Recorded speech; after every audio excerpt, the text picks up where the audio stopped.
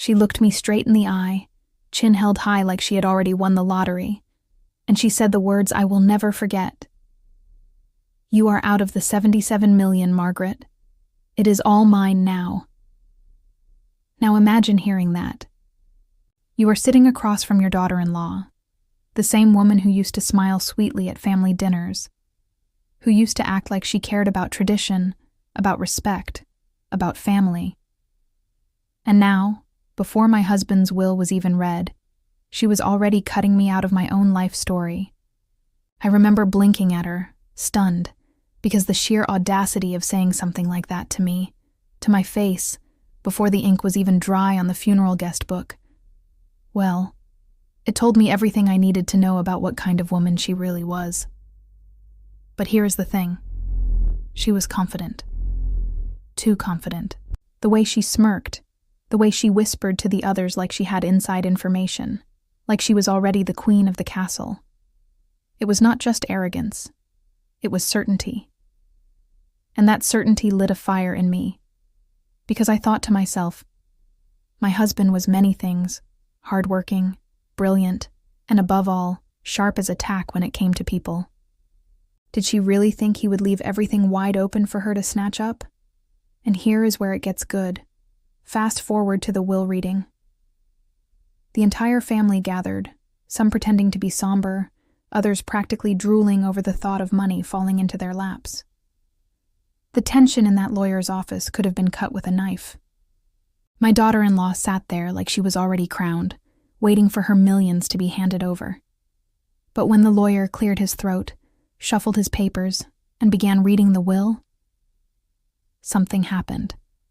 Something so unexpected that jaws literally dropped, and the only person in that room who could not hold back was the lawyer himself. He actually laughed out loud.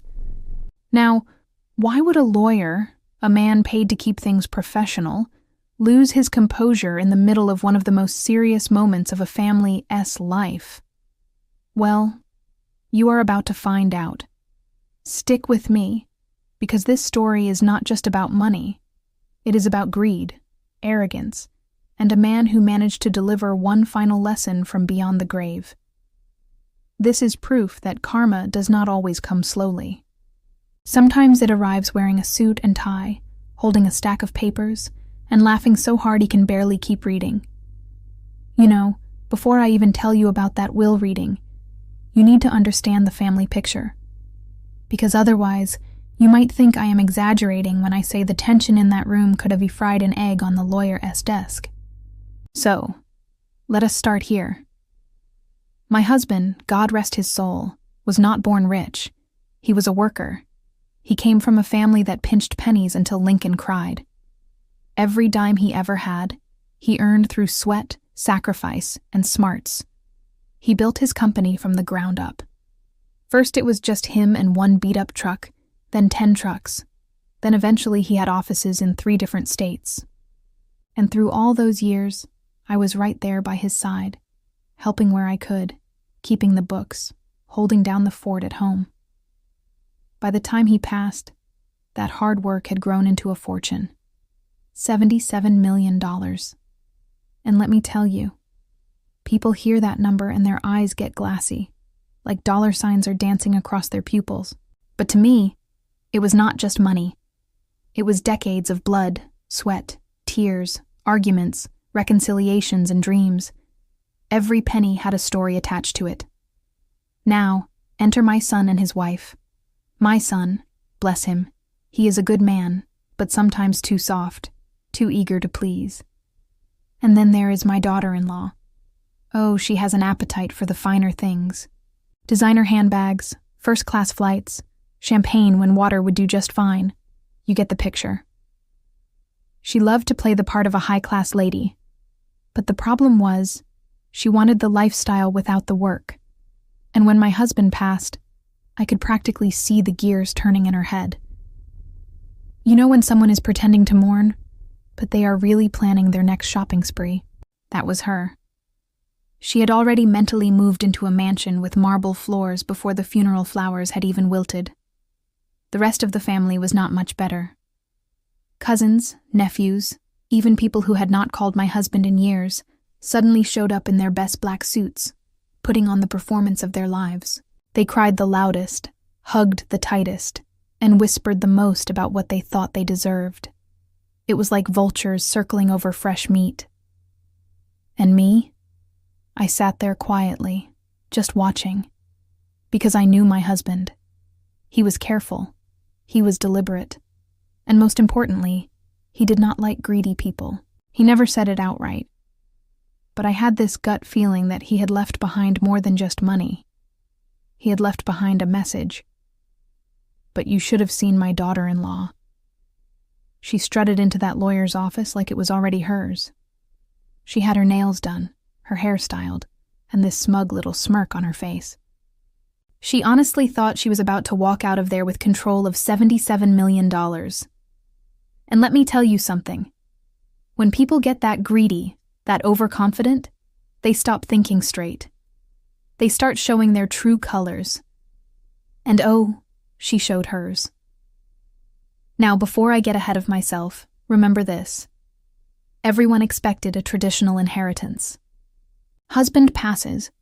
Wife and son split the fortune neatly. Everyone goes on their way. That is what they assumed would happen. That is what they were banking on. But what actually happened was anything but traditional. And here is the part that still makes me smile.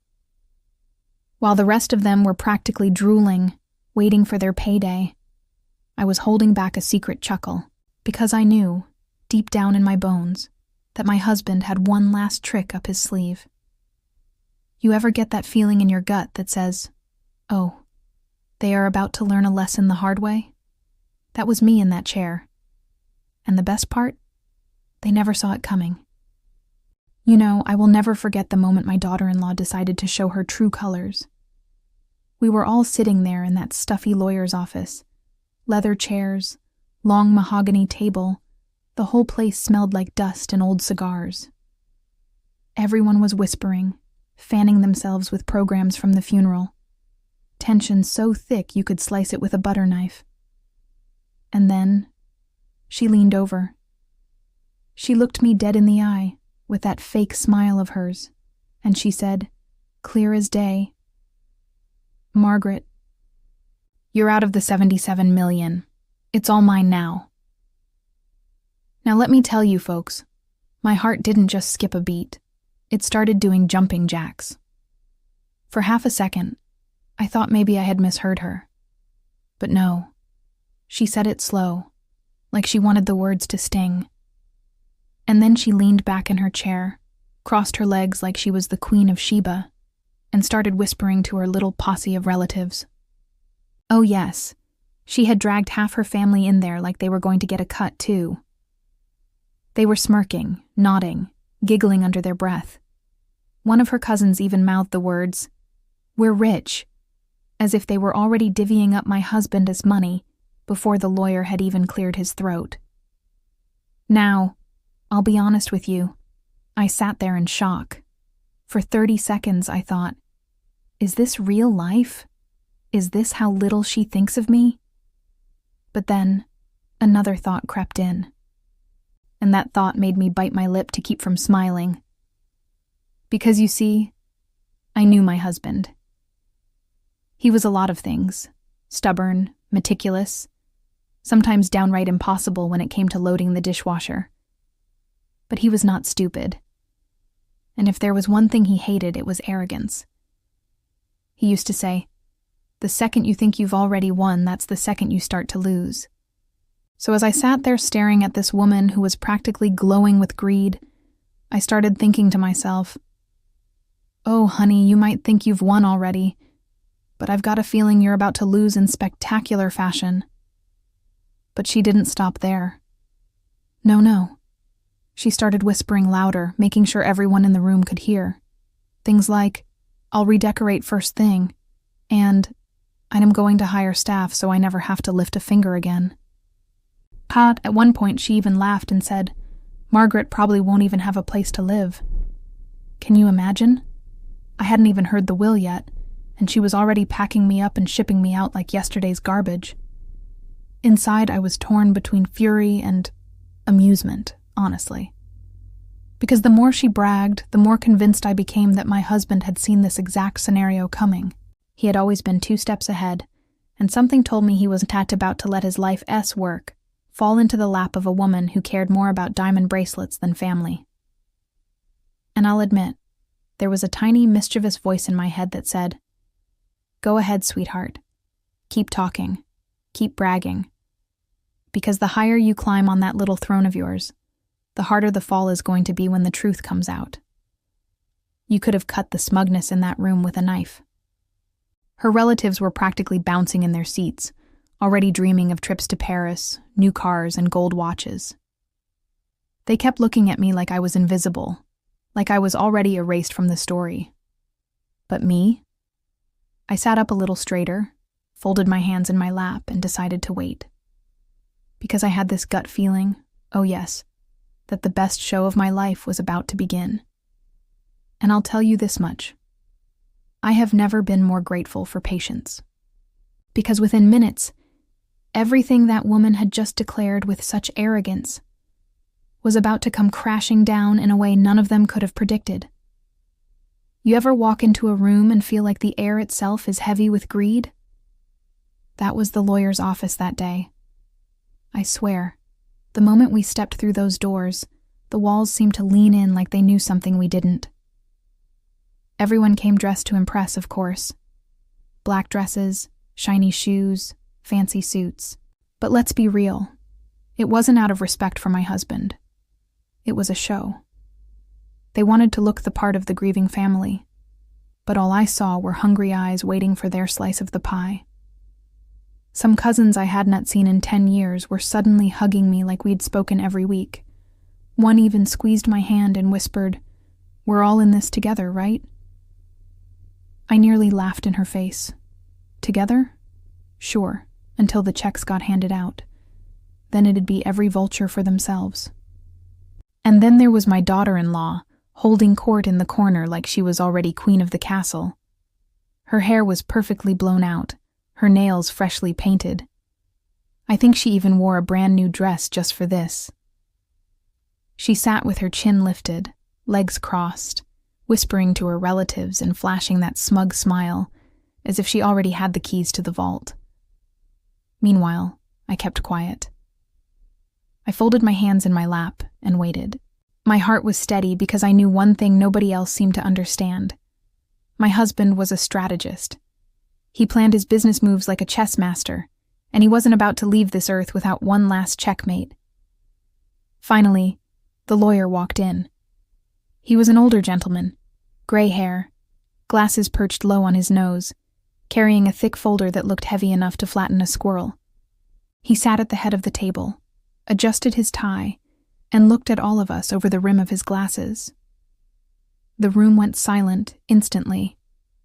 He cleared his throat, and I swear, the way people leaned in, you would have thought he was about to announce the winning lottery numbers. Every shuffle of paper, every pause, every cough was met with bated breath. He started with the formalities, the name, the date, the confirmation of the will's validity. People were already shifting impatiently like, yes, get to the good part. But not me. I watched him carefully. And you know what? There was a twinkle in his eye. Not sadness, not solemnity. A twinkle. Like he knew something the rest of us didn't. As he began to read my husband's words, his voice carried through that heavy room. And let me tell you, my husband did not waste time on fluff. Every sentence was deliberate. Every word was chosen. There were long pauses where the lawyer would glance at us, almost like he was savoring the moment. My daughter-in-law leaned forward, practically salivating, nodding at her relatives as if to say, "Here it comes. Just wait." Her confidence was so thick it was almost cartoonish.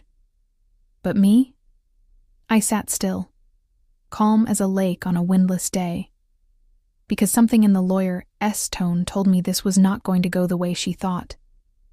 He began with instructions about the estate, very specific instructions. Who could access what, under what circumstances, and how certain assets were to be handled. Each pause stretched longer than the last, and I could feel the impatience bubbling around me. The room was like a pressure cooker, people shifting in their seats, eyes darting, hands tapping the table. And the lawyer, oh, he knew exactly what he was doing. He was building suspense, dragging it out just enough to make every greedy heart in that room pound harder.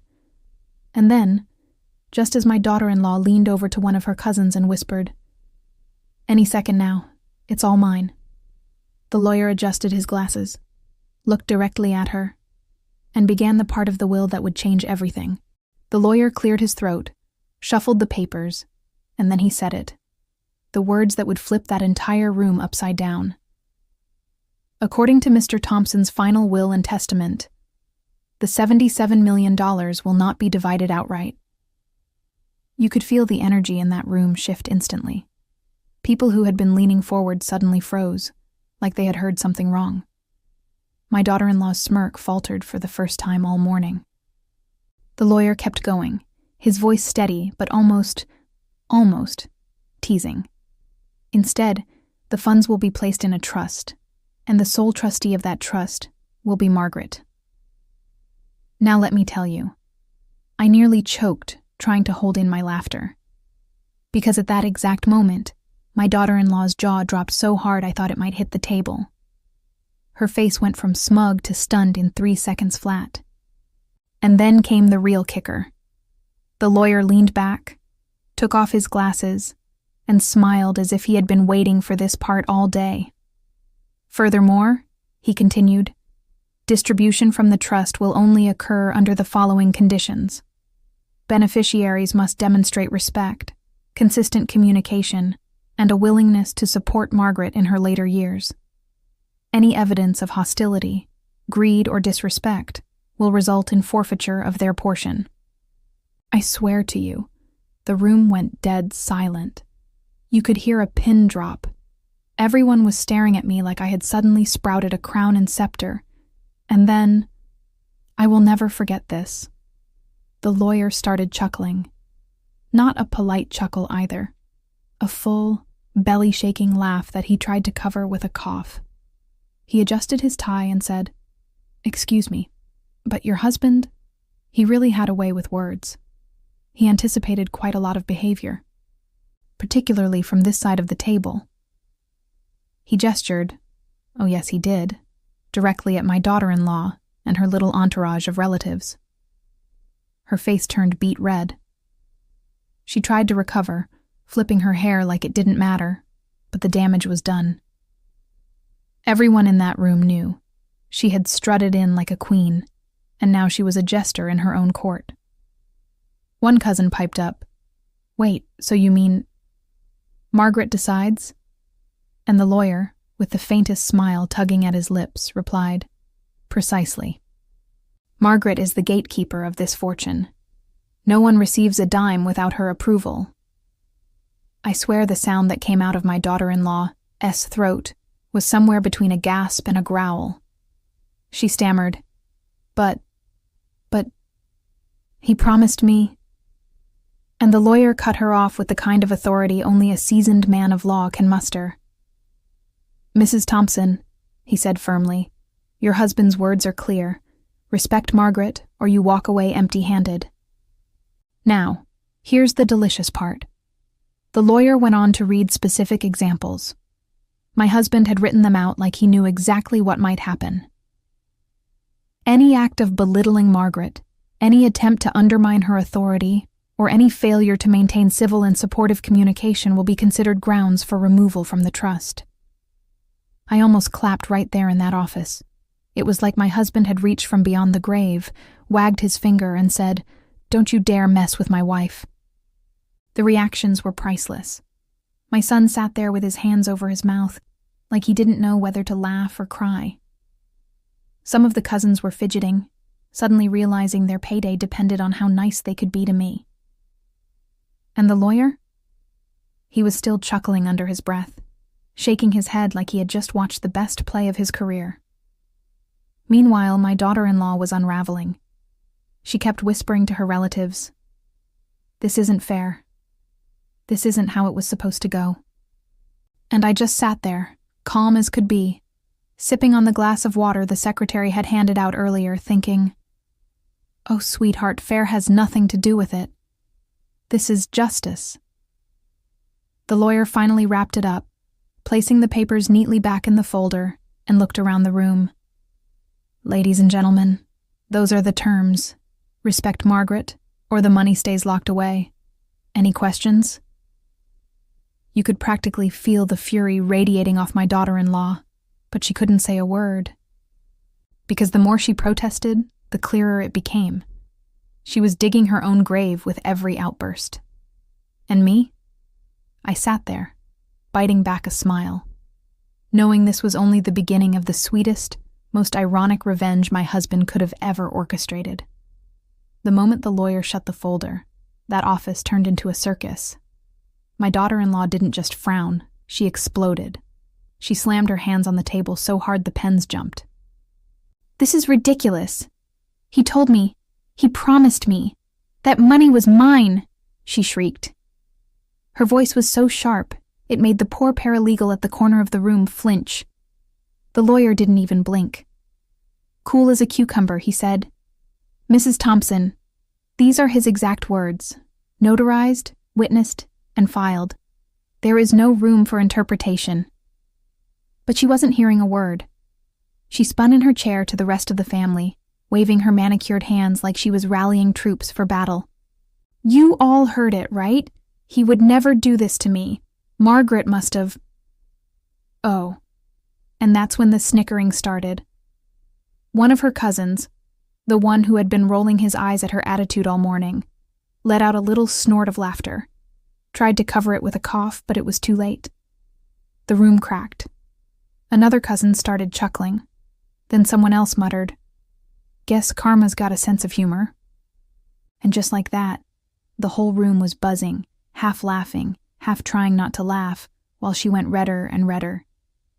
And me? I sat tall. I didn't raise my voice. I didn't gloat. I just held my head high, hands folded in my lap, like a queen who didn't even need a crown. Inside, though, let me tell you, it felt like the first deep breath I'd taken in years. Vindication tastes a little like champagne, even when you're sipping water. She kept at it. "This is manipulation. This isn't fair. Margaret tricked him. She must have forced him." That's when the lawyer leaned forward, his tone sharper now.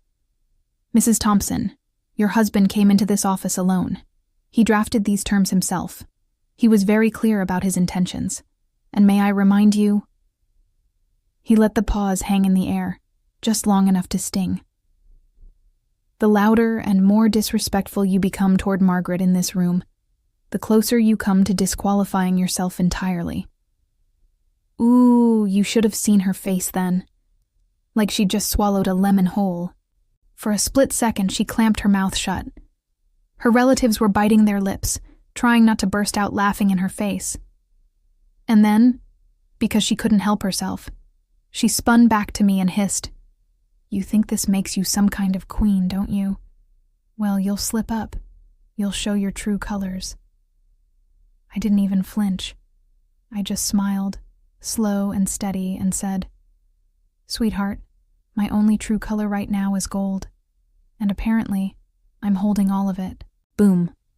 The cousins lost it. A couple of them actually laughed out loud, slapping their knees like we were at a comedy show instead of a will reading. Even my son, God bless him, tried to hide a grin behind his hand. The lawyer had to raise his voice over the chatter. "Everyone, please. These were Mr. Thompson's exact wishes. Nothing more, nothing less. If you want to honor him, you'll respect what he put in writing." But I could tell. The damage was done. My daughter-in-law had strutted into that office expecting to leave with a crown. Instead, she left with egg on her face, the family whispering behind her back, and me sitting in the power seat. And the best part? I didn't have to lift a finger. My husband had already taken care of everything, with a pen, some paper, and the best lawyer money could buy. Walking out of that lawyer's office, I swear the air felt different. You know how a storm clears, and suddenly the sky looks brighter, sharper, like the whole world just got washed clean? That's exactly how I felt. For the first time in years, I wasn't a T carrying the weight of her smug little smirks or the fear that she'd try to bulldoze me out of my own life. My husband, even in death, had reached back and put a shield around me. Now let me tell you, the family dynamics shifted overnight. Some of those relatives who used to treat me like furniture suddenly remembered their manners. I had cousins calling me Aunt Margaret in the sweetest voices, offering to carry my bag, to drive me home. I almost laughed. Where was all this kindness when they thought I'd be penniless? But others? Oh, they went cold. You could feel it in the way they avoided eye contact, whispering as I passed. For them, it wasn't about respect. It was about the fact that the money wasn't flowing in their direction. They'd hitched their hopes to my daughter-in-law's little parade, and now the parade had no float. And speaking of her, my daughter-in-law. Whew. If looks could kill, I'd have been 6 feet under before we even reached the parking lot. She didn't say a word to me that day, but I could see it all over her face, the gears turning, the wheels spinning, already plotting her next move. The problem for her was, without access to that money, she was all bark and no bite. Over the next few weeks, little things happened. A snide comment here, a slammed door there. She even tried cornering my son, whispering in his ear about how I was holding the family hostage with the inheritance. But my son isn't foolish. He knows the truth. His father set things up this way for a reason, and that reason was sitting right across the kitchen table, pretending she wasn't still fuming. The beauty of it all? I didn't have to argue. I didn't have to defend myself. I just lived. I cooked my meals, watered my plants, took my walks, and let her stew in her own disappointment. Because here's the thing. When someone thrives on control and suddenly loses it, the silence hurts them more than any words ever could. And every night, when I sat down in my quiet little living room, I thought of my husband. I pictured him with that little half smile he always had when he knew he'd gotten the last word. He may not have been there physically, but he was still protecting me, making sure I could live out my golden years with dignity, without being bullied or steamrolled. It's a strange kind of comfort, realizing that love doesn't stop when someone passes. It lingers in the choices they made, in the way they set things up, in the way they cared for you even when they knew they wouldn't be around to say it out loud. And let me tell you, that realization gave me more peace than any bank account ever could. Looking back on the whole circus, I've come to realize something. Money doesn't change people. It just shines a big, bright flashlight on who they really were all along. You hand someone a fortune, and the greedy ones will claw and scratch like wild animals. The kind-hearted ones, they'll stay kind-hearted no matter what. And that reading of the will, oh, it was the brightest spotlight you could imagine. Everyone's true colors came out. Now, here's the part I love most. Karma does not always show up with fire and fury. Sometimes it walks in wearing a suit, carrying a leather briefcase, and clears its throat before reading the fine print. My husband S wasn't just a legal document. It was karma written in black and white. My daughter-in-law thought she'd won the lottery, and instead she got a masterclass in humility. And let's be honest here, it was funny. I mean, who expects a lawyer to burst out laughing at a will reading? That's not supposed to happen. But there he was, red in the face, trying to keep his composure, while the rest of us sat in shock. You could not have scripted it better if you tried. So here is my little nugget of wisdom for you. If you were ever worried about your family squabbling over your money when you were gone, do not just write a boring will. Oh no. Hire yourself a clever lawyer and turn it into a show. Make them earn every dime with a bit of drama, maybe even a clause or two that reminds them who's really in charge. It's the final curtain call. You might as well make it entertaining. At the end of the day, I learned that respect, love, and loyalty mean more than any dollar sign ever could. And those who don't have those qualities, well, no pile of money will ever buy it for them. And that, my friends, is how a so-called tragedy turned into one of the most satisfying moments of my entire life. I walked into that lawyer's office expecting heartache, and instead, I walked out with my dignity intact, my husband's love proven beyond the grave, and a front row seat to the most delicious case of poetic justice I have ever witnessed. Now, I want to take a moment to thank you for sitting through this roller coaster with me. I know stories like this are a little raw, a little messy, and maybe even a little too close to home for some of you. But that is exactly why I share them. Because we all have families, we all have drama, and sometimes it just takes one story like this to remind us that we are not alone in the chaos. Here's where I hand the mic over to you. Have you ever been part of an inheritance showdown? Maybe you have a cousin who tried to grab more than their fair share, or an uncle who thought the world owed him everything, or maybe you have your own hilarious, jaw-dropping family feud story that deserves to be told. Do not hold back. Drop it in the comments. Trust me, this community loves a good story, and your experience might just make someone else out there feel a whole lot less crazy. And here is my little playful send-off. The next time somebody looks you dead in the eye and says, "You are cut out. You are not getting a dime," do not panic, do not cry, just smile, because you might be holding the biggest surprise of all. Until next time, take care of yourselves, guard your peace, and remember, money fades, but stories like these, oh, they last forever.